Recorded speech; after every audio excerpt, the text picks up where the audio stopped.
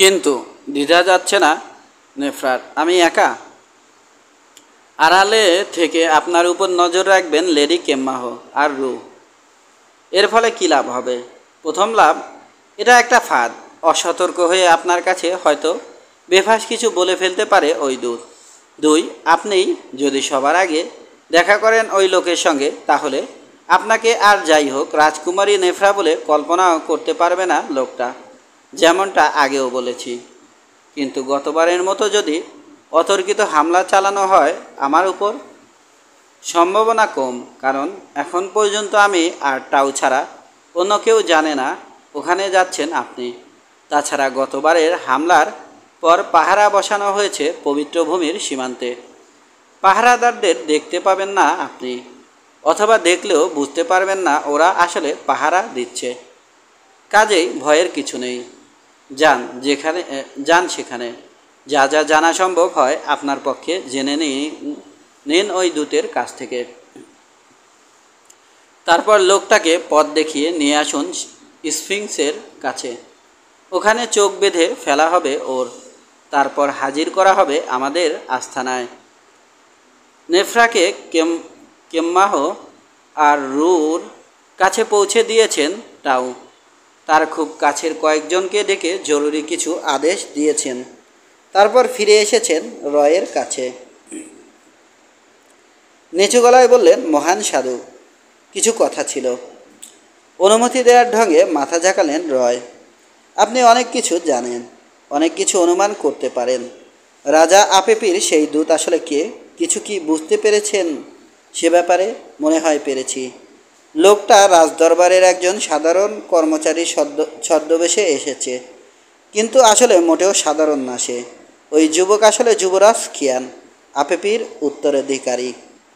চমকটা সামলে নিতে সময় লাগলো টাউয়ের। তারপর বললেন, যুবরাজ খিয়ানের ব্যাপারে কি জানেন? রাজদরবারে আমার যে গুপ্তচররা আছে, খিয়ান যখন ছোট তখন থেকে আমার কাছে নিয়মিত খবর পাঠাচ্ছে ওরা। ছেলেটা এমনিতে বেশ ভালো। যৌবনে পুরুষ মানুষের কিছু দোষ থাকে, ওরও কম বেশি আছে। যেমন কিছুটা অপরিণামদর্শী। কারণ তা না হলে এরকম একটা দায়িত্ব নিয়ে এখানে আসার কথা না। ওর মধ্যে আটিদের চেয়ে মিশরীয়দের স্বভাব চরিত্র বেশি। দার্শনিক ভাব আছে, তবে শিক্ষিত, সাহসী, সুদর্শন আর উদারমনা। মানুষের সেবা করার ইচ্ছা আছে। সে চায় আবার একসঙ্গে হয়ে যাক দুই মিশর, কিন্তু কাজটা কিভাবে করা যেতে পারে সে সম্বন্ধে স্পষ্ট কোনো পরিকল্পনা নেই ওর। সে আসলে এমন এক যুবক, আমার যদি বিয়ের উপযুক্ত কোনো মেয়ে থাকতো তাহলে পাত্র হিসেবে ওকেই বেছে নিতাম। পুরো ব্যাপারটা কোনো ফাঁদ না তো? কারণ রাজকুমারী নেফরাকে নিয়ে যদি ফিরে যেতে পারেন যুবরাজ খিয়ান, নিঃসন্দেহে সিংহাসনের অধিকার হারাবেন তিনি। আমার মনে হয় রাজকুমারী নেফরাকে নিয়ে ফিরে যেতে পারবেন না তিনি, বরং রাজকুমারীর সঙ্গে একদিন ফিরে আসতে হবে এখানে। মানে, সেটার যখন সময় হবে নিজেই দেখতে পাবে। যুবরাজ খিয়ানকে নিয়ে আসার জন্য রাজকুমারী নেফরাকে পাঠিয়েছেন আপনি। বিশেষ কোনো উদ্দেশ্য আছে আপনার? আছে। কল্পনার দৃষ্টিতে দেখতে পাচ্ছি যুবরাজ খিয়ানের সঙ্গে বিয়ে হচ্ছে রাজকুমারী নেফরা। কিন্তু যুবরাজ খিয়ানকে যদি মনে না ধরে রাজকুমারী নেফরার? জবাব না দিয়ে রহস্যময় হাসি হাসলেন রয়। বললেন, ওই 4 হামলাকারীর কথা বাদ দিয়ে বললে টানিসের রাজদরবারের কেউ কখনো দেখেনি লেডি নেফরাকে। তার কথা ইচ্ছা করলে যুবরাজ খিয়ানের কাছে স্বীকার করতে পারি আমরা, আবার নাও পারি। কোনটা করব? যদি স্বীকার না করি তাহলে আজ না হোক কাল এমনিতেই জানতে পারবেন তিনি সেটা। তখন আমাদেরকে মিথ্যাবাদী আর কাপুরুষ ভাববেন। আর যদি স্বীকার করি তাহলে আর যাই হোক না কেন শত্রুদের কাছেও আমাদের মর্যাদা অক্ষুণ্ণ থাকবে। কাজেই আমি সত্যি বলার পক্ষে। ব্যাপারটা নিয়ে আরও কয়েকজনের সঙ্গে কথা বলেছি আমি, ওরাও একই মত দিয়েছে। যা হোক, আজ রাতে মন্দিরের বড় হলে লেডি নেফরাকে রানী হিসেবে স্বীকৃতি দেয়া হবে। কাজটা করা হবে আপেপির প্রত্যাখ্যান করার সুযোগ করা হলে আপেপিকে প্রত্যাখ্যান করার সুযোগ থাকবে তার। তিনি বলতে পারবেন, আমি এমনিতেই মিশরের রানী, কাউকে বিয়ে করে তা হওয়ার দরকার নেই। আমি চাই অনুষ্ঠানে উপস্থিত থাকুক যুবরাজ খিয়ানো। লম্বা একটা আলখাল্লা পড়েছে নেফরা, এগিয়ে যাচ্ছে তালগাছের বাগানের দিকে। ওকে অনুসরণ করছেন লেডি কেম্মাহ, সঙ্গে আছে রু। গা গরম যা গরম পড়েছে, নেফরাকে বললেন কেম্মাহ। জ্বলন্ত সূর্যের দিকে একবার তাকিয়েই নামিয়ে নিলেন মুখ। বিকেল হয়ে গেল, তবুও যদি রোদের তেজ একটু কমে। এত গরমে বোকা ছাড়া আর কে ঘুরতে বের হয়? আজ রাতে রানী হিসেবে ঘোষণা করা হবে আপনাকে। খামোকা ঘোরাঘুরি না করে অনুষ্ঠানটার জন্য পোশাক আর গহনা ঠিক করে রাখা উচিত ছিল। তপ্তবালির উপর দিয়ে আর হাঁটতেও পাচ্ছি না। ওই যে সামনে একটা মূর্তি দেখা যাচ্ছে, কে জানে কোন দেবতা বা রাজার। যারই হোক, ওটার ছায়ায় গিয়ে দাঁড়াই। দিক বদল করে এগিয়ে গেলেন মূর্তিটার দিকে। নেফরার পিছু পিছু এগিয়ে যাচ্ছে রু, হাতকুড়োলটা আছে ওর কাছে। তালগাছের বাগানে ঢোকার আগে একবার ঘাড় ঘুরিয়ে তাকালো নেফরা। কাছে পিঠেই আছে রু, চেষ্টা করেও খুব একটা আড়াল করতে পারছে না নিজের বিশাল শরীরটা। বাগানের ভিতরে ঢুকে পড়ল নেফরা, তবে তার আগে ইঙ্গিতে রুকে জানালো কাছাকাছি যেন থাকে সে, এবং যতটা সম্ভব আড়ালে রাখার চেষ্টা করে নিজেকে। অনতি দূরে একটা গাছের কাণ্ডে ভর দিয়ে মাটিতে বসে আছে এক অফিসার। লোকটার পরনের আলখাল্লায় বুকের কাছে একটা সিংহের ব্যাজ আটকানো। ওটা নিঃশব্দে বলে দিচ্ছে টেনিসের রাজদরবারে কাজ করে সে। ওর পাশে কয়েকটা পুটুলি দেখা যাচ্ছে। বেহুশের মতো ঘুমাচ্ছে সে। একটা চিন্তা খেলে গেল নেফরার মাথায়। নিঃশব্দে পিছিয়ে গিয়ে বের হলো বাগান থেকে। ঢুকে ইশারায় কাছে ডেকে ওর কানে ফিসফিস করে বলল, ঘুমান্ত লোকটার পাশ থেকে পুটলিগুলো তুলে নাও, সাবধান কিছুই যেন টের না পায় সে। ওগুলো নিয়ে চলে যাও লেডি কেম্মাহর কাছে, আমি আসছি। রু বিশালদেহী হলেও বেশিরভাগ ইথিওপিয়ানের মতো প্রয়োজনের সময় নিঃশব্দে হাঁটতে পারে। কারণ শিকার আর শত্রুর পিছু নেয়ার জন্য কৌশলটা শিখতে হয় ওদের। পুটলিগুলো নিয়ে ভোজবাজির মতো উদাহ হয়ে যেতে সময় লাগলো না ওর। তারপর ও ঠিকই চোখ রাখবে সে এই বাগানের উপর।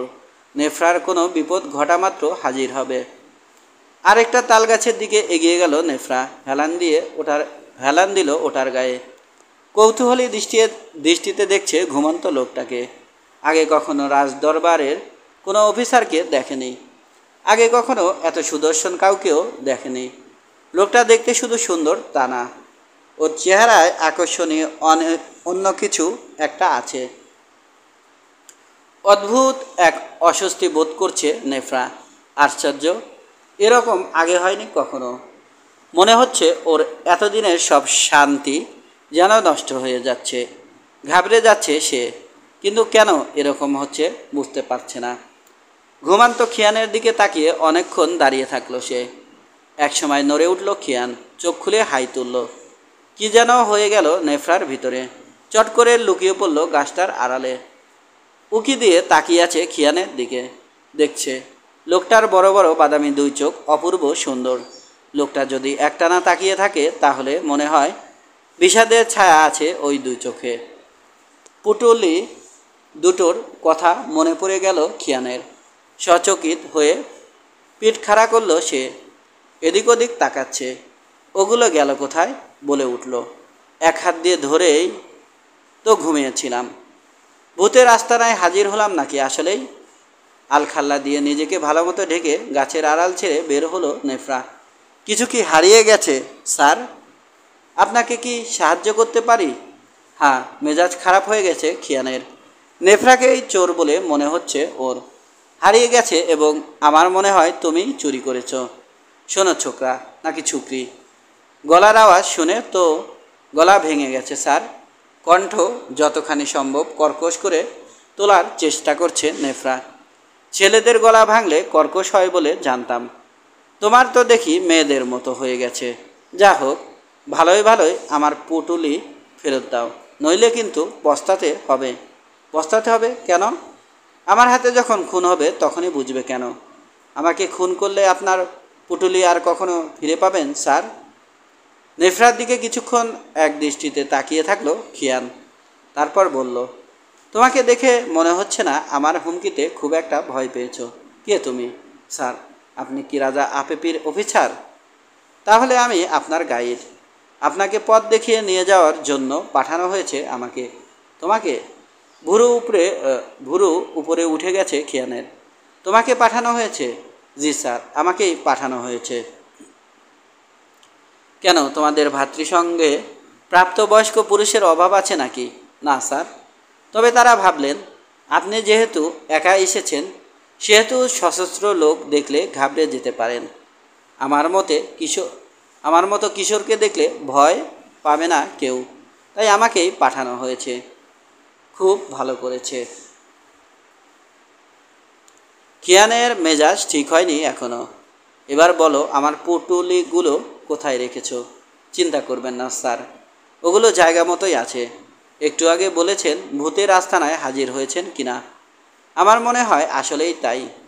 কারণ ভূতেরা যে কোনো কিছু খুব দ্রুত আর খুব নিঃশব্দে বহন করতে পারে। ব্যাঙের হাসি হাসলো খিয়ান। ভূতেরা পুটুলি বহন করতে পারল, আমাকে বহন করতে অসুবিধা কী ছিল? গাঁজাখড়ি গল্প অন্য কাউকে শুনিও ছোকরা, আমাকে না। উঠে দাঁড়ালো। ওগুলো যদি ঠিকমতো না পাই তোমার খবর আছে। এবার পথ দেখাও। খুশি মনে স্যার। নয়, রানী নেফরা। নেফরার পাশাপাশি হাঁটছে খিয়ান। তুমি এখানেই থাকো জিজ্ঞেস করলো সে।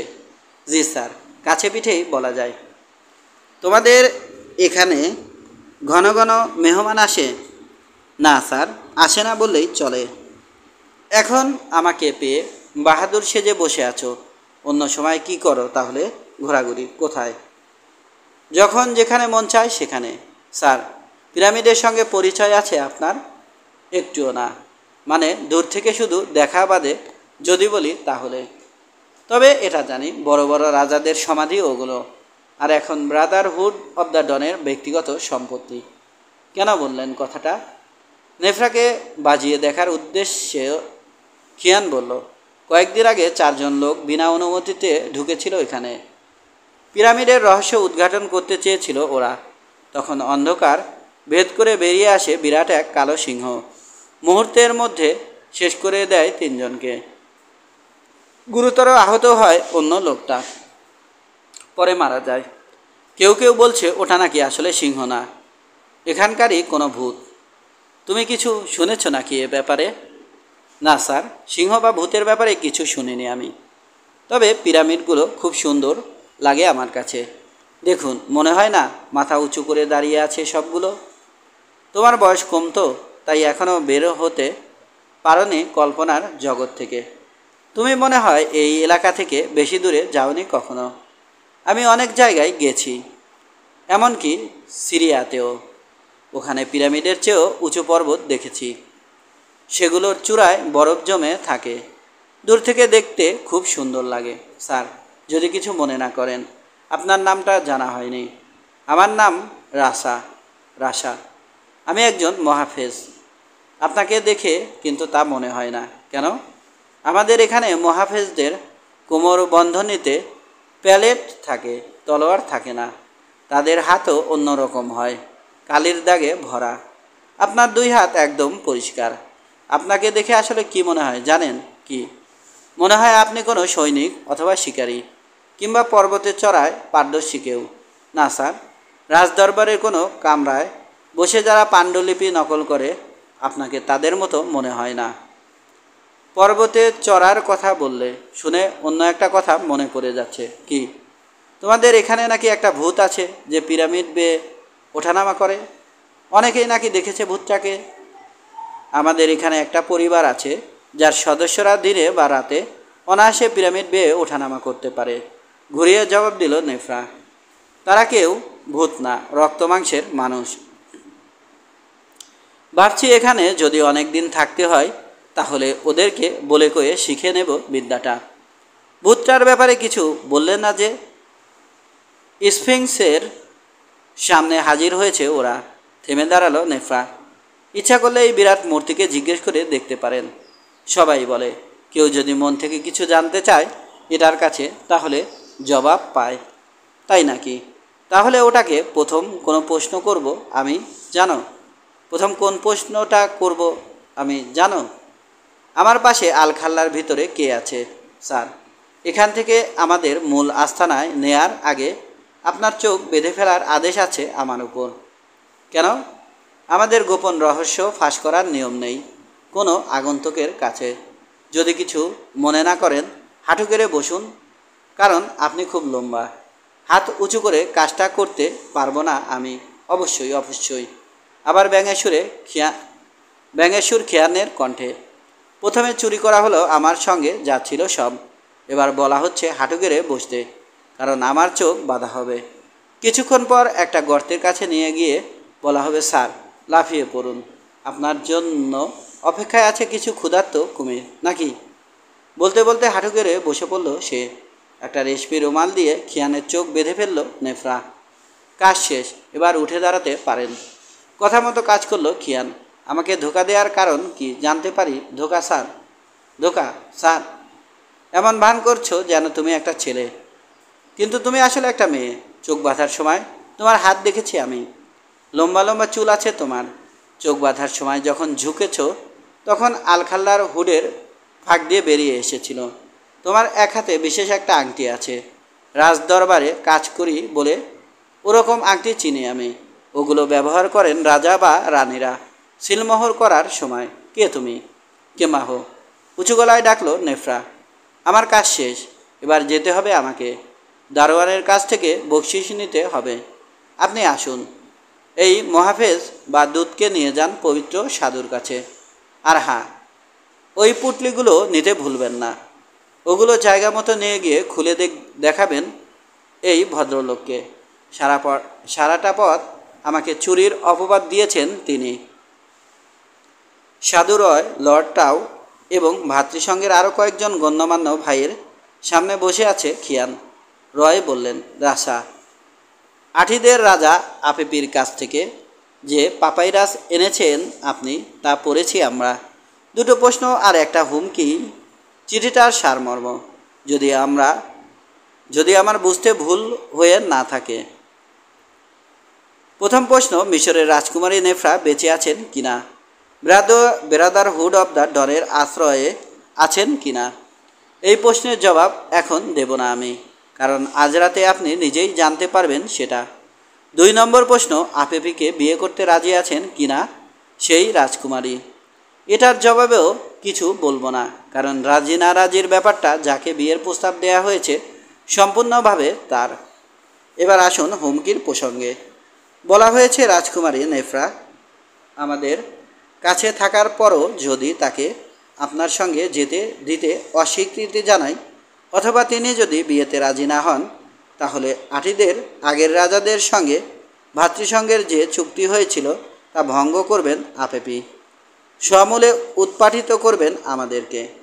এটার জবাব এখনই দিয়ে দিচ্ছি, পরে দেব লিখিতভাবে। আপেপি যত শক্তিশালী হন না কেন তাকে ভয় পাই না আমরা। তিনি যদি আমাদের পবিত্রতা নষ্ট করেন, পিরামিডের অভিশাপ নির্ধারিত হয়ে যাবে তার জন্য। রাসা, তাকে বলবেন তিনি যদি আমাদেরকে নিছক অন্তরালে থাকা একদল তপস্বী বলে ভেবে থাকেন তাহলে ভুল করেছেন। সেনাবাহিনী নেই আমাদের, কখনো কারো বিরুদ্ধে তরোয়ার ধরিনি আমরা। তারপরে আমরা আপেপি অথবা পৃথিবীর যে কোনো রাজার চেয়ে কম শক্তিশালী না। রাজারা যেভাবে যুদ্ধ করে সেভাবে যুদ্ধ করি না আমরা। তারপরও রণকৌশল জানি, কারণ আমাদের সঙ্গে দেবতারা আছেন। আপেপির ইচ্ছা হলে হামলা করতে বলবেন তাকে। আমাদের আস্তানা যদি খুঁজে বের করতে পারেন তিনি, তাহলে মমিসহ কিছু সমাধি ছাড়া আর কিছুই পাবেন না। তারপর তাকে বলবেন হাঁটু গেড়ে বসে মাটিতে কান লাগাতে। এগিয়ে আসা সেনাবাহিনীর আওয়াজ স্পষ্ট শুনতে পাবেন তিনি। আর ওই বাহিনীর কারণেই পতন ঘটবে তার। উঠে দাঁড়িয়ে বাউ করে রয়কে সম্মান জানালো খিয়ান। আপনার কথা শুনে ভালো লাগলো পবিত্র সাধু। কর্কশভাবে কথা বলতে পছন্দ করেন রাজা আপেপি। তার চিঠির ভাষাও হয়তো সেরকম হয়ে গেছে। তারপরেও আমি একজন দূত মাত্র। একটা পাপাইরাস হস্তান্তর করা আর সেটার জবাব নিয়ে ফিরে যাওয়াই আমার কাজ। আঠিদের আগের রাজাদের সঙ্গে আপনাদের যে চুক্তির কথা বললেন সে ব্যাপারে আসলে ভালো মতো জানি না আমি। সে ব্যাপারে আলোচনা করার অধিকারও দেয়া হয়নি আমাকে। হুমকি অনুযায়ী শেষ পর্যন্ত আসলেই হামলা করবেন কিনা রাজা আপেপি জানি না। তবে আমাকে দয়া করে হুমকি মনে করবেন না। যে কদিন আছি আপনাদের এখানে নিরাপদ আশ্রয় প্রার্থনা করছি নিজের জন্য। সত্যি বলতে কি মন্দির সমাধি এই বদ্ধ আবহাওয়া এসব কেমন জেলখানার মতো মনে হচ্ছে আমার। অথচ আমি কোনো গুপ্তচর না। আপনাদের পবিত্রতা নষ্ট হতে পারে এরকম কোনো খবর জোগাড় করে ফাঁস করাটাও আমার উদ্দেশ্য না। ওর দিকে জলজলে চোখে কিছুক্ষণ তাকিয়ে থাকলেন রয়। তারপর বললেন, রাশা, আপনি যদি আপনার আত্মার নামে শপথ করে বলেন আমাদের গোপনীয়তার ব্যাপারে যা দেখবেন শুনবেন জানবেন তা গোপনই রাখবেন। যদি প্রতিজ্ঞা করেন আমাদের জবাব লিখিত হওয়ার আগ পর্যন্ত পালিয়ে যাবেন না অথবা পালানোর চেষ্টা করবেন না, তাহলে আমিও কথা দিতে পারি একজন স্বাধীন মানুষ হিসেবে থাকতে পারবেন আমাদের সঙ্গে।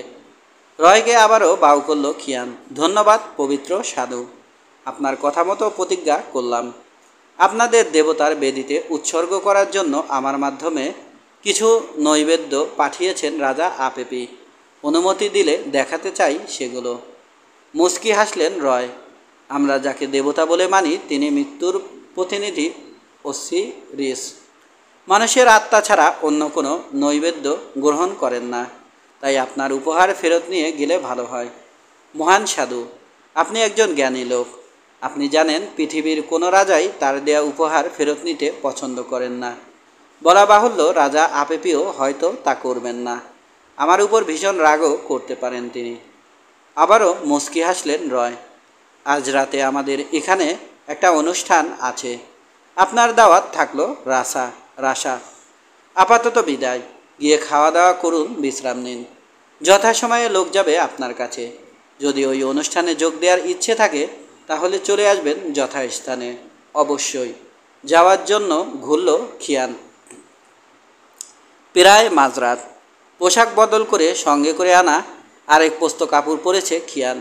সাধারণত কোনো উৎসব উপলক্ষে ওরকম কাপড় পরে মহাফেজরা। এখন সে শুয়ে আছে ওর ঘরে বিছানার উপর। অদ্ভুত এই জায়গা। আর তার চেয়েও অদ্ভুত এখানকার অধিবাসীদের নিয়ে ভাবছে। বাজ পাখির মতো চোখওয়ালা ওই সাধুর কথা মনে পড়ে যাচ্ছে। মনে পড়ছে তার রাজভারী চেহারার সাঙ্গপাঙ্গদের কথা। মনে পড়ছে সমাধি মন্দিরের কথা যেখানে আজ খিয়ানের সঙ্গে দেখা করেছেন রয়। ওখানেই নাকি কি এক অনুষ্ঠান হবে কিছুক্ষণ পর। মুচকি হাসল খিয়ান। সে অনুষ্ঠানে দাওয়াতও দেয়া হয়েছে ওকে। যেসব গরম গরম কথা বলেছেন সাধু রয় সেগুলো যদি রাজা আপেপির কানে যায় তাহলে কি হবে। কেন যেন প্রকাণ্ড সেই স্ফিংসের হাসিটাও মনে পড়ছে। সে হাসি বোঝা যায় আবার যায়ও না।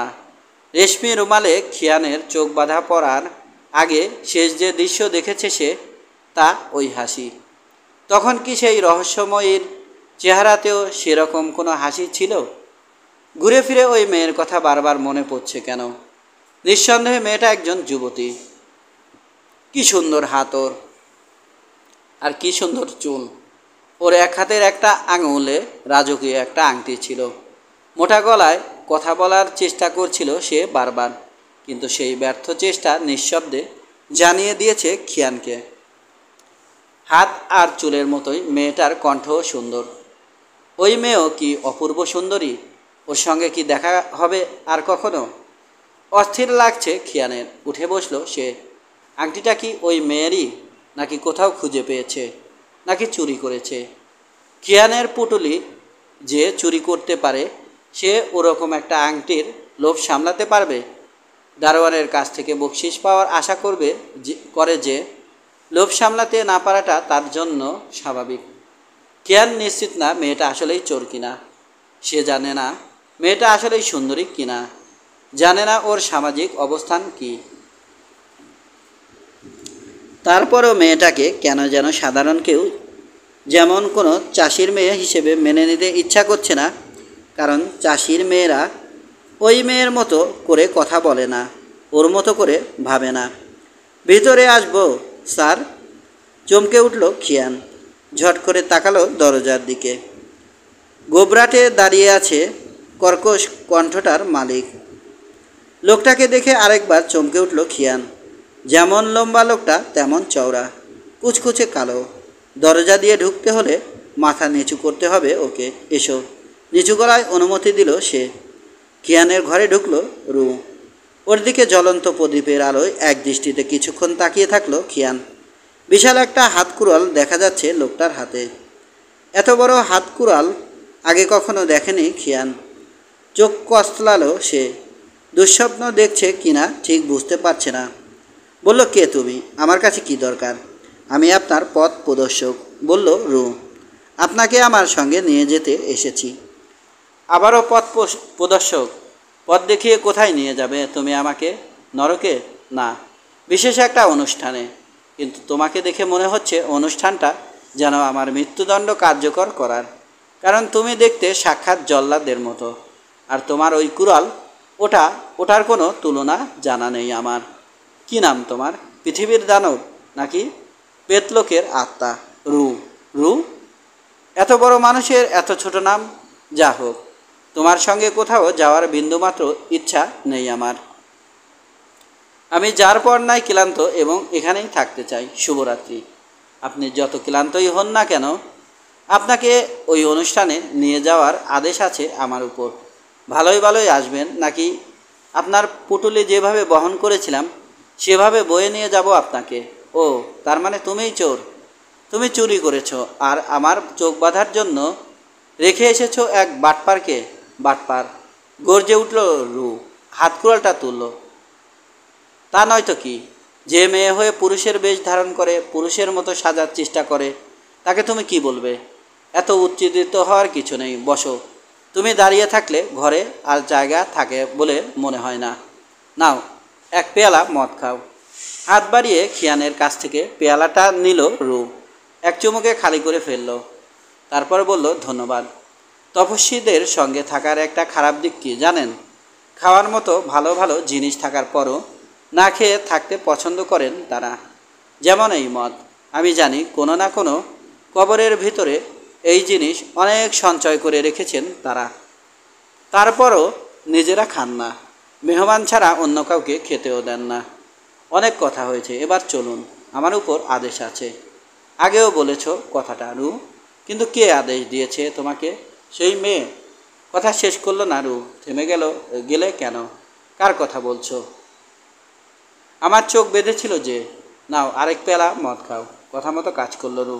তারপর বলল, কাছাকাছি অনুমান করেছেন, তবে আপনার সঙ্গে বেশি কথা বলার আদেশ নেই আমার উপর। এবার চলুন যুবরাজ। যুবরাজ? থতমত খেয়ে গেছে খিয়ান।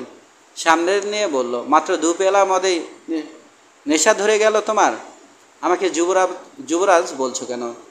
যা বলা উচিত ছিল না আমার তা বলে ফেলেছি আসলে।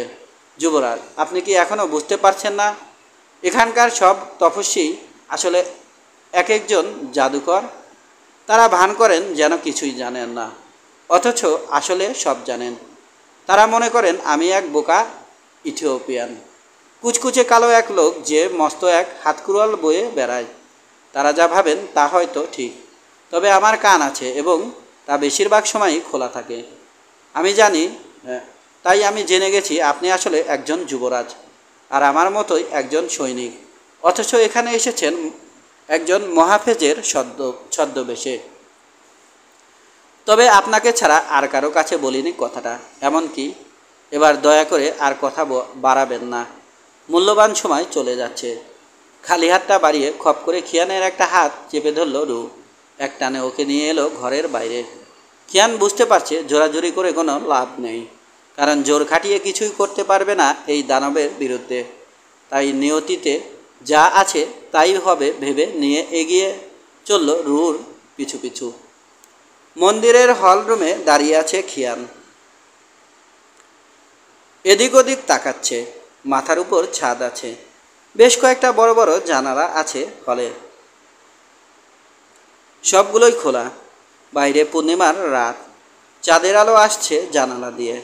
অনেক মানুষ জড়ো হয়েছে হলের ভিতরে। সবার পরনে সাদা রোগ, হুড তুলে রেখেছে বলে চেহারা দেখা যাচ্ছে না বেশিরভাগেরই। অবগুণ্ঠন ব্যবহার করছে কেউ কেউ। পরিবেশটা ভুতুরে বলে মনে হচ্ছে খিয়ানের। হলের শেষ প্রান্তে প্রদীপের আলোয় আলোকিত একটা বেদি দেখা যাচ্ছে। সেখানে যারা দাঁড়িয়ে আছেন তারা যে ব্রাদারহুড অব দ্য ডনের প্রথম সারির নেতা তা সহজেই বোঝা যায়। তাদের সবার পরনেও সাদা রোগ, কিন্তু হুড বা অবগুণ্ঠন ব্যবহার করছেন না কেউই। বাঁকা চাঁদের আকৃতিতে এক সারিতে দাঁড়িয়েছেন তারা। শাড়ির ঠিক মাঝখানটা বিশেষ কোনো কায়দায় আড়াল করা হয়েছে পর্দা দিয়ে। ওটার সামনে দেখা যাচ্ছে বড় একটা চেয়ার, দুহাতলে খোদাই করা আছে দুটো স্প্রিংস। আর তেমন কিছু দেখা যাচ্ছে না, কারণ হলের ভেতরের আলো অনুজ্জ্বল। খিয়ান যখন ঢুকেছে হলে তখন থেকেই অদ্ভুত এক নীরবতা বিরাজ করছে চারপাশে। ওর মনে হচ্ছে যেন ওর আগমনের জন্যই অপেক্ষা করছিল সবাই। মনে হচ্ছে এখনই শুরু হবে ভাবগম্ভীর কোনো অনুষ্ঠান। দেরি করিয়ে দিয়েছেন, খিয়ানের কানের কাছে বিড়বিড় করে বলল রু। তারপরে আবার চেপে ধরল ওর একটা হাত, টানতে টানতে নিয়ে যাচ্ছে বেদিটার দিকে। সরে গিয়ে ওদেরকে জায়গা করে দিচ্ছে সঙ্গের সদস্যরা। ঘাড় ঘুরিয়ে দেখছে ওরা। জোর করে নিয়ে যাওয়া হচ্ছে খিয়ানকে। অবগুণ্ঠনে চেহারা আড়াল করেছেন যারা, তাদের প্রত্যেকের অবগুণ্ঠনের দুই জায়গায় দুটো ছিদ্র আছে। ছিদ্রগুলো দিয়ে খিয়ানের দিকে তাকিয়ে আছে অনেকগুলো কৌতূহলী চোখ। দূর থেকে দেখা যায়নি, কিন্তু বেদির সামনে আসন আছে। খিয়ানকে এক ধাক্কায় ওখানে বসিয়ে দিল রু। চুপ করে বসে থাকবেন। খিয়ানের কানের কাছে ফিসফিস করলো সে, একদম নড়াচড়া করবেন না। আমি মানুষ, মূর্তি না। কথাটা চলে এসেছিল খিয়ানের মুখে, কিন্তু বলতে পারল না, কারণ আশ্চর্য দ্রুততায় ওর সামনে থেকে সরে গেছে রু। কয়েক মুহূর্ত পরই লোকটাকে দেখা গেল বেদির উপর, গিয়ে দাঁড়িয়েছে পর্দার বাঁ পাশে। ওটার ডান পাশে দাঁড়িয়ে আছেন কেম্মাহ। ভাতৃসংঘের সদস্যদের মতো রোব পরেননি তিনি, মাথায় তাই হুড নেই। দেখা যাচ্ছে তার ধবধবে সাদা চুল। দরজা বন্ধ করো, শোনা গেল রয়ের কণ্ঠ। ব্যস্ত হয়ে ছোটাছুটি শুরু করে দিল কারা যেন, না দেখেও টের পেল খিয়ান। ব্রাদারহুড অব দ্য ডনের সদস্যরা। কেমন শিহরণ জাগানো উঁচু গলায় বললেন রয়। সমাধি আর পিরামিডই আমাদের বাসস্থান, স্ফিংসই আমাদের পাহারাদার, উদীয়মান সূর্য আমাদের প্রতীক। আমি সাধু রয়, আমার কথা শোনো সবাই। মিশরের প্রত্যেক জায়গা থেকে, প্রত্যেক শহর থেকে খবর দিয়ে নিয়ে আসা হয়েছে তোমাদেরকে এখানে। নিয়ে আসা হয়েছে টায়ার, ব্যাবলিন, নাইনভে, সাইপাস এবং সিরিয়া থেকে। আরও বিভিন্ন দেশের প্রতিনিধিরা সাগর পাড়ি দিয়ে এসেছে এখানে। তোমরা জানো আমাদের সঙ্গের উদ্দেশ্য মহৎ, ন্যায্য উপায়ে সব রকমের অন্যায় প্রতিহত করা এবং যে মহান শক্তির উপাসনা করি আমরা, তার ভক্তিতে পুরো পৃথিবীকে একত্রিত করা। কিন্তু তোমরা যা জানো না তা হলো আজকের এই সভায় কেন ডাকা হয়েছে তোমাদেরকে। কারণ আজ রানী হিসেবে ঘোষণা করা হবে মিশরের এক রাজকুমারীকে। মুকুট পরানো হবে তাকে। 1000 বছর ধরে প্রাচীন যে ফারাওরা শাসন করেছেন মিশর, তাদের ন্যায্য উত্তরাধিকারিণী তিনি। আজ থেকে অনেক বছর আগে তাকে দীক্ষিত করা হয়েছে আমাদের ভাতৃসংঘের আদর্শে। তিনি তা মেনে চলেন, আমাদের নিয়মনীতি পালন করেন। তিনি মিশরের একসময়ের রাজা খেপেররা এবং বেবিলনের রাজা ডিটানাহর মেয়ে রানী রিমার সন্তান। দুঃখের সঙ্গে বলছি, দেবতা ওসিরিস নিজের কাছে নিয়ে গেছেন তার বাবা মাকে। তিনি যখন দুধের শিশু, তখন থেকে আমরা এই সংঘের প্রতিষ্ঠাতা এবং সবচেয়ে মহামান্য সদস্যরা আগলে রেখেছি তাকে। আমাদের সবার মুখপাত্র হয়ে আমি সাধু রয় ঘোষণা করছি, তিনি নেফরা, মিশরের রাজকুমারী এবং সিংহাসনের ন্যায্য দাবিদার রানী। বেদির উপর তোমরা দেখতে পাচ্ছ তার ধাইমা লেডি কেমাহকে। রাজকুমারী নেফরাকে নিয়ে যদি কোনো সন্দেহ বা প্রশ্ন থাকে তোমাদের মনে, তার জন্মের সময়ে ঠিক কী ঘটেছিল তা যদি জানতে চাও কেউ জিজ্ঞেস করতে পারো লেডি কেমাহকে। আমাদের কারো কোনো সন্দেহ নেই, একযোগে বললেন হলে উপস্থিত ভাতৃসংঘের সব সদস্য। আমাদের কারো কোনো প্রশ্ন নেই। আপনি যার পক্ষে কথা বলবেন আমরা বিনা বাক্যে তাকে মেনে নেব। তাহলে লেডি নেফরাকে সবার সামনে হাজির করা হোক। বেদির পর্দাটা সরিয়ে দিলেন কেমাহ। কয়েক পা সামনে এসে প্রদীপের আলোয় দাঁড়ালো নেফরা। অভিষেক অনুষ্ঠানের জন্য বিশেষ রূপ পরেছে সে। ওকে দেখতে অপূর্ব সুন্দর লাগছে। পালিয়ে আসার সময় সঙ্গে যে অলঙ্কারগুলো নিয়ে এসেছিলেন লেডি কেমাহ সব পরিয়েছেন, ফলে আরও যেন বেড়ে গেছে ওর সৌন্দর্য। মনে হচ্ছে সে যেন কোনো মানবী না, বরং কোনো দেবী। বিস্ময়ের একটা সম্মিলিত গুঞ্জন উঠল ভাতৃসংঘের সদস্যদের মাঝে। চোখের পলক পড়ছে না খিয়ানের। তাকিয়ে আছে সে নেফরার দিকে, তাকিয়ে আছে। টের পাচ্ছে কিছু একটা ঘটছে ওর ভিতরে। অকারণে ঘাবড়ে যাচ্ছে। বেড়ে গেছে শ্বাস প্রশ্বাসের গতি। নিজের হৃৎপিণ্ডের ধুকপুকানি নিজেই শুনতে পাচ্ছে যেন। মনে হচ্ছে ওর কপাল ঘেমে গেছে। অদ্ভুত এক আকুলতা অনুভব করছে মোহিনী ওই মেয়ের সঙ্গে কথা বলার জন্য। মেয়েটার কৃপা পাওয়ার জন্য যেন রীতিমতো ছটফট করছে ওর দেহ, মন, আত্মা। খিয়ান টের পেল প্রথম দেখাতেই নেফরার প্রেমে পড়ে গেছে সে। মূর্তির মতো স্থির হয়ে দাঁড়িয়ে আছে নেফরা। বার কয়েক চোখ পিটপিট করলো খিয়ান। ওর সন্দেহ হচ্ছে বেদিতে দাঁড়িয়ে থাকা মেয়েটা আসলেই মানুষ কিনা। ভাবলো মানুষের বেশ ধরে প্রেমের দেবী হাতর হাজির হননি তো। কিছুক্ষণের মধ্যেই ওর সন্দেহের অবসান ঘটল, কারণ ঝকঝকে সাদা দাঁত দেখিয়ে নিঃশব্দে হেসে উঠল নেফরা। সেই অপার্থিব হাসি যেন বজ্রহতের মতো স্থবির করে দিল খিয়ানকে। দম নিচ্ছে কিনা তা টের পেল না সে পরের কয়েকটা মুহূর্ত। স্ফিংসের হাতলওয়ালা চেয়ারটার দিকে এগিয়ে যাচ্ছে নেফরা। মেয়েটার প্রতিটা পদক্ষেপের সঙ্গে যেন চুম্বকের মতো আটকে আছে খিয়ানের দৃষ্টি। সে দেখল রানীর মতো আয়েসি ভঙ্গিতে চেয়ারে বসে পড়ল নেফরা। ভাতৃসংঘের উপস্থিত সদস্যরা পরপর 3 বার বাউ করল মেয়েটাকে। মন্ত্রমুগ্ধের মতো উঠে দাঁড়ালো খিয়ান। সেও বাউ করল। টের পেয়ে আশ্চর্য হয়ে গেল নিজেও। 3 বারই মাথা একটুখানি ঝুঁকিয়ে সবার অভিবাদনের জবাব দিল নেফরা। ওর দিকে এগিয়ে গেলেন রয়। মিশরের রাজকুমারী, আপনাকে প্রকাশ্যে রানী হিসেবে ঘোষণা করতে পারতাম, কিন্তু বিপজ্জনক হয়ে যেত কাজটা। কারণ আপনি জানেন ইতিমধ্যেই আপনার পেছনে লেগে গেছে শত্রুরা। তাই বেছে নেওয়া হয়েছে রাতের এই প্রহর। যথাসম্ভব গোপনে আয়োজন করা হয়েছে সব কিছু। তারপরও আপনার রানী হওয়ার খবর গোপন থাকবে না, ছড়িয়ে যাবে মিশর থেকে শুরু করে দূর দেশে পর্যন্ত। এবং তা সবার চেয়ে বেশি বিপদ বয়ে আনবে আপনার জন্যই। বলুন, এরপর কি রানী হতে চান? হ্যাঁ, চাই, স্পষ্ট কিন্তু মিষ্টি কণ্ঠে বলল নেফরা। চমকে উঠল খিয়ান। ওই কণ্ঠ আগে শুনেছে সে, কোনো সন্দেহ নেই। রক্তের অধিকার চাই আমি, বলছে নেফরা। এই অধিকার যদি বোঝা হয়ে চেপে বসে আমার উপর, পরোয়া করি না। এটা যদি জীবন মরণ সমস্যা হয়ে দাঁড়ায় আমার জন্য, পরোয়া করি না। কারণ আমি বিশ্বাস করি যে শক্তি আজ আমাকে এই চেয়ারে বসিয়েছেন, তিনিই আমাকে রক্ষা করবেন শেষ পর্যন্ত। সমর্থন আর অভিনন্দের গুঞ্জন উঠল হলে। তবে মিলিয়ে গেল কিছুক্ষণের মধ্যেই।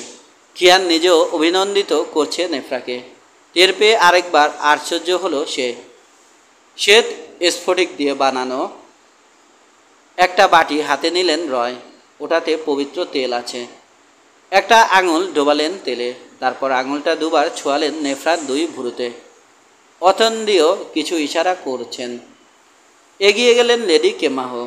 তার এক হাতে সোনার একটা বলয়, সেটাতে ঝালাই করে আটকে দেওয়া হয়েছে রাজকীয় একটা প্রতীক। আরেক হাতে হাতির দাঁতের রাজদণ্ড, সেটাতে আটকে দেয়া হয়েছে কতগুলো ঝলমলে রত্ন পাথর। বলয়টা কেম্মাহর হাত থেকে নিলেন রয়, পরিয়ে দিলেন নেফরার মাথায়। তারপর নিলেন রাজদণ্ডটা, ধরিয়ে দিলেন ওর ডান হাতে। হাঁটু গেড়ে বসে বললেন, যে শক্তি পৃথিবী শাসন করেন তার নামে আমি সাধু রয় ব্রাদারহুড অব দ্য ডনের উপস্থিত সদস্যদের সামনে লেডি নেফরা আপনাকে একই সঙ্গে উত্তর ও দক্ষিণ মিশরের রানী হিসেবে ঘোষণা করলাম। আপনার উপর সেই মহান শক্তির আশীর্বাদ থাকুক সবসময়। আজ থেকে জেনে রাখুন, লক্ষ্য হৃদয় আপনার সেবার জন্য প্রস্তুত থাকবে। হাঁটু গেড়ে বসে পড়লেন বাকিরাও। নিজের অজান্তেই তাদেরকে অনুসরণ করল খিয়ান। বাহাতটা রয়ের দিকে বাড়িয়ে দিল নেফরা। সেটা দুহাত দিয়ে ধরলেন তিনি। আঙুলগুলোর প্রান্তে নিজের ঠোঁট ছোঁয়ালেন আলতো করে। উঠে দাঁড়ালো নেফরা। রাজদণ্ডের ইশারায় উঠে দাঁড়াতে বলল সবাইকে। নিঃশব্দে পালিত হলো ওর নিঃশব্দ আদেশ। নেফরা বলল, আজ আপনারা যে সম্মান দিলেন আমাকে কখনো কল্পনা করিনি সেরকম কিছু পাবো। আজ আপনাদের সবার সামনে প্রতিজ্ঞা করছি, মিশরের রানী হয়েছি, মিশরের জন্যই বেঁচে থাকব, মিশরের জন্যই মরব। আমার জন্মের সময় দুজন দেবী নাকি এসেছিলেন আমার মার কাছে। তারা আমার নাম দিয়েছেন দেশ জোড়াদাত্রী। প্রার্থনা করছি নামকরণটা যেন সার্থক হয়। আরও প্রার্থনা করছি যেদিন শেষ নিঃশ্বাস ছাড়ব সেদিন যেন সবাই বলে, আমার পূর্বপুরুষদের মতো আমিও একজন মহান ফারাও ছিলাম। রয় বললেন, রাজা আপেপির দরবার থেকে একজন দূত এসেছেন। তার মাধ্যমে আপনাকে বিয়ে করার প্রস্তাব পাঠিয়েছেন আপেপি। তিনি আপনাকে তার রানী বানাতে চান। তিনি প্রতিজ্ঞা করেছেন আপনার গর্ভে যে সন্তান হবে তাকে পুরো মিশরের ফারাও বানাবেন। রানী হিসেবে আপনার মত জানতে চাইছি আমরা। খিয়ানকে এতক্ষণ দেখেও দেখেনি নেফরা। এবার ওর দিকে পূর্ণ দৃষ্টিতে তাকালো। কিছুক্ষণ তাকিয়ে থাকার পর মুখ খুলতে যাবে এমন সময় বাউ করে খিয়ান বলল, আমার উপর আদেশ আছে, আপনাদের জবাব যেন লিখিত আকারে নিয়ে যাই রাজা আপেপির কাছে। তাহলে তাই হবে, বলল নেফরা। আপেপির প্রস্তাব প্রত্যাখ্যান করছি আমি, এবং তা লিখিত আকারে অচিরেই দেয়া হবে তার দূতের হাতে। উত্তরাধিকার সূত্রে আমি মিশরের রানী। বাপের বয়সী কারো বউ হয়ে নতুন করে রানী হওয়ার দরকার নেই আমার। চলে যাওয়ার জন্য হাঁটা ধরল সে। লেডি কেম্মাহ এবং ভাতৃসংঘের যে সদস্যরা এতক্ষণ ছিলেন বেদিতে তারা পিছু নিলেন ওর। 10 বার্তা। পরদিন সকালে দেরিতে ঘুম ভাঙল খিয়ানের, কারণ খুব ক্লান্ত বোধ করছিল রাতের। তাছাড়া আবল তাবল স্বপ্ন দেখেছে বলে ঠিকমতো ঘুমাতে পারেনি। সেগুলো স্মরণ করতে গিয়ে টের পেল একটা ছাড়া কোনোটাই মনে পড়ছে না। স্বপ্নে এমন জায়গায় দাঁড়িয়েছিল সে যেখানে ওর আশেপাশে বেশ কয়েকটা পিরামিড। অবগুণ্ঠের চেহারা ঢাকা কয়েকজন লোক তাড়া করছে ওকে। তাদের মধ্যে একজন বিশালদেহী, তার হাতে মস্ত এক কুড়াল। দৌড়াতে দৌড়াতে তাল গাছের একটা বাগানে ঢুকে পড়ল খিয়ান। কোন দিকে যাবে বুঝতে পারছে না। এই যে এখানে আসুন জলদি, একটা গাছের আড়াল থেকে মিষ্টি কণ্ঠে ডাকলো একটা মেয়ে। মেয়েটাকে দেখার জন্য ঘাড় ঘুরিয়ে তাকালো খিয়ান, কিন্তু বের হওয়া ব্যাগ আলখাল্লা ছাড়া আর কিছু দেখতে পাচ্ছে না। বিছানায় উঠে বসলো খিয়ান, দীর্ঘশ্বাস ফেলল। আলখাল্লা পরা যে মেয়ে স্ফিংসের সামনে নিয়ে এসেছিল ওকে, তারপর ওর চোখ বেঁধেছে সেই কি রানী নেফরা? দুজনের কণ্ঠ এক বলে মনে হয়েছে খিয়ানের। দুজনের হাঁটা চলার ভঙ্গি এক। রোগ পড়া মেয়েটা ধবধবে ফর্সা ছিল, নেফরাও তাই। আচ্ছা, ওই রহস্যময়ীর হাতে যে রাজকীয় আংটি দেখেছিল খিয়ান, নেফরাও হাতে কি সেরকম কোনো আংটি ছিল? খেয়াল করতে পারেনি খিয়ান। কিন্তু কিভাবে সম্ভব ব্যাপারটা? রাতে যাকে মিশরের রানী হিসেবে ঘোষণা করা হবে তাকে সেদিনই বিকেলে পাঠানো হলো একজন দূতকে পথ দেখিয়ে নিয়ে আসার জন্য। যে হাতে শোভা পাবে রাজদণ্ড সে হাত রেশমি রুমালে বাঁধল খিয়ানের দুই চোখ। প্রেম কি? নিজের কাছেই জানতে চাইল সে সশব্দে। আমিও জানি না, মেঘগর্জনের মতো শোনালো রুর কণ্ঠ। ভীষণ চমকে উঠল খিয়ান। সে এতটাই অন্যমনস্ক ছিল যে কখন ওর ঘরে ঢুকেছে রু, কখন কাছে এসেছে টেরই পায়নি। রুর দিকে তাকিয়ে থাকলো হতবম্বের মতো। যখন ফিরে যাবেন ট্যানিসে, বলছে রু, নীলনদ পার হওয়ার পর সবার আগে যে যুবতীর দেখা পাবেন তাকে জিজ্ঞেস করে দেখতে পারেন প্রশ্নটা। ততদিন পর্যন্ত অপেক্ষা করার মতো ধৈর্য যদি না থাকে, তাহলে গতরাতে সিংহাসনে যাকে দেখেছেন প্রশ্ন করতে পারেন তাকেও। শুনেছি অনেক কিছু নিয়ে পড়াশোনা করেছেন তিনি, হয়তো জানেন প্রেম কী। এবার উঠুন দয়া করে, ভাতৃসংঘের বড় বড় নেতারা অপেক্ষা করছেন আপনার জন্য। তবে নিশ্চিত থাকুন, আর যাই হোক, অন্তত প্রেম বিষয়ে কথা বলবেন না তারা আপনার সঙ্গে। ঘণ্টাখানেক পর জায়গা মতো হাজির হলো খিয়ান। রাশা, বললেন রয়। রানী নেফরার উত্তর লিখিতভাবে চেয়েছিলেন আপনি, কাজটা করা হয়েছে। বুকের ভেতরে ধুকপুকানি টের পাচ্ছে খিয়ান। আমি কি জানতে পারি কি জবাব দিয়েছেন তিনি? মুখে যা বলেছেন তিনি গতরাতে, সেটাই তার মনের কথা। তবে সেসব উল্লেখ না করে চিন্তাভাবনা করার জন্য সময় চেয়েছেন রানী। কতদিন? আপেপির প্রস্তাব নিয়ে এক পূর্ণিমায় এসেছেন আপনি। রানী অবকাশ চেয়েছেন আরেক পূর্ণিমা পর্যন্ত। তার জবাব নিয়ে আমাদের একজন দূত যাবে ট্যানিসে। আপনি কি আপনার পক্ষ থেকে আরেকটা চিঠি লিখে সেটা ওই দূতকে দিয়ে পাঠাতে চান? জি চাই। কিন্তু চিঠি পাওয়ার পর রাজা আপেপির প্রতিক্রিয়া কি হবে জানি না। একটা কথা জিজ্ঞেস করি, মাথা ঝাঁকালেন রয়। আপনি কি চান পরের পূর্ণিমা আসা পর্যন্ত এখানে স্বাধীনভাবে থাকি আমি? শুধু আমিই না, রানী নেফরা এবং ভাতৃসংঘের নীতি নির্ধারকদের প্রায় সবাই তাই চান। কেন চলে যেতে চাইছেন? না মহান সাধু। তাহলে থাকুন, তবে আপনার প্রতিজ্ঞার কথা ভুলবেন না। রয়কে বাউ করল খিয়ান। না, ভুলব না। রয় আর টাউয়ের সঙ্গে এটা সেটা নিয়ে কিছুক্ষণ অপ্রয়োজনীয় কথা বলল সে। আসলে চাইছে যত বেশি সময় সম্ভব এখানে থাকতে, যাতে যদি নেফরা আসে তাহলে যেন দেখা হয় ওর সঙ্গে। কিন্তু এলো না নেফরা। হতাশ হয়ে নিজের ঘরে ফিরে এলো খিয়ান। ওর পিছু পিছু এলো রু, বন্ধু। রুকে বলল খিয়ান, একটা চিঠি লিখতে হবে আমাকে। কাজটা শেষ হলে একটু ঘুরে ফিরে দেখতে চাই তোমাদের আস্তানা। অসুবিধে নেই তো? অনিশ্চিত ভঙ্গিতে কাজ ঝাঁকালো রু, কিছু বলল না। গতকাল আমাকে তালগাছের বাগান থেকে স্প্রিংস পর্যন্ত নিয়ে এসেছিল চালাক চতুর এক ছোকরা। ওকে পথ প্রদর্শক হিসেবে পছন্দ হয়েছে আমার। একটু খুঁজে দেখবে নাকি কোথাও পাওয়া যায় কি না ওকে? দেখা হলে বলো, ওকে মোটা বকশিস দিতে রাজি আছি আমি। মাথা নাড়ল রু। লর্ড, কাজটা সম্ভব না। কেন? ওই ছোকরা একটা কুঁড়ের বাচ্চা। যারা নিজেদের খাবার জোগাড় করে নেয়ার বদলে কখন খাবার এসে মুখে পড়বে সে আশায় হা করে থাকে, সে সেই দলে। আমার মনে হয় এতক্ষণে অন্য কোথাও চলে গেছে সে। অন্তত আজ সকালে ওকে দেখিনি কাছে পিঠে। ওর নামও জানি না, কোথায় খুঁজতে হবে ওকে তাও জানি না। রুর দিকে কিছুক্ষণ তাকিয়ে থাকার পর খিয়ান বলল, কেন যেন মনে হচ্ছে আমার মিথ্যা বলায় খুব একটা পারদর্শী না তুমি। যা হোক, পথপ্রদর্শক হিসেবে নতুন কাউকে কোথায় পাওয়া যাবে? কোথাও পেতে হবে না। আপনার কিছু লাগলে এ ঘরের গোবরাটে দাঁড়িয়ে শুধু হাততালি দেবেন, কেউ না কেউ ঠিকই ডেকে দেবে আমাকে। তার মানে তুমি বলতে চাইছো এখানে দেয়ালেরও কান আছে? জি। চলে গেল রু। চিঠি লেখা শেষ করেছে খিয়ান। দাগবিহীন পাপাইরাসটা যখন হাতে নিয়েছিল তখন ঠিক বুঝতে পারছিল না কি লিখবে। অনেকক্ষণ চিন্তা করেছে, অনেক সময় নিয়ে লিখেছে। কি লিখেছে তা পড়ছে এখন। মহাফেজ রাশার কাছ থেকে মহান রাজা আপেপির প্রতি। আপনার কথা মতো ব্রাদারহুড অব দ্য ডনের আস্তানায় হাজির হয়েছি।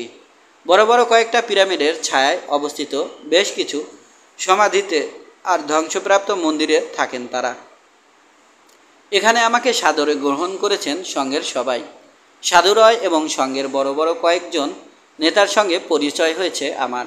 মহান রাজা, আপনি যে চিঠি দিয়েছিলেন তা তাদের কাছে উপস্থাপন করেছি আমি। হস্তান্তর করেছি আপনার দেয়া উপহারগুলো। কিন্তু ধর্মীয় বিশ্বাসের সঙ্গে সংঘাতপূর্ণ হয়ে যায় বলে সেগুলো গ্রহণ করতে অপারগতা জানিয়েছেন তারা। আমি জানতে পেরেছি এককালের মিশরের রাজা খেপেররার মেয়ে নেফরা বেঁচে আছেন এবং ভাতৃসংঘের পাহারায় এখানেই আছেন। তাকে গতকাল রাতে নিজ চোখে দেখেছি। ভাতৃসংঘের অনেক সদস্যের উপস্থিতিতে একটা অভিষেক অনুষ্ঠানের মাধ্যমে মিশরের রানী হিসেবে স্বীকৃতি দেয়া হয়েছে তাকে। ওই অনুষ্ঠানে উপস্থিত ছিলেন সংঘের অনেক সদস্য। যতদূর জানতে পেরেছি, আমার এই চিঠির সঙ্গে লেডি নেফরার পক্ষ থেকে আরেকটা চিঠি যাবে আপনার কাছে, কিন্তু সেটার বিষয়বস্তু সম্বন্ধে বিস্তারিত জানা নেই আমার। শুধু জানি আপনার বিয়ের প্রস্তাবের উপযুক্ত জবাব দেওয়ার জন্য সময় চেয়েছেন লেডি নেফরা। এক পূর্ণিমায় এখানে এসেছি আমি। আমাকে বলা হয়েছে আরেক পূর্ণিমার আগেই চূড়ান্ত জবাব পেয়ে যাব।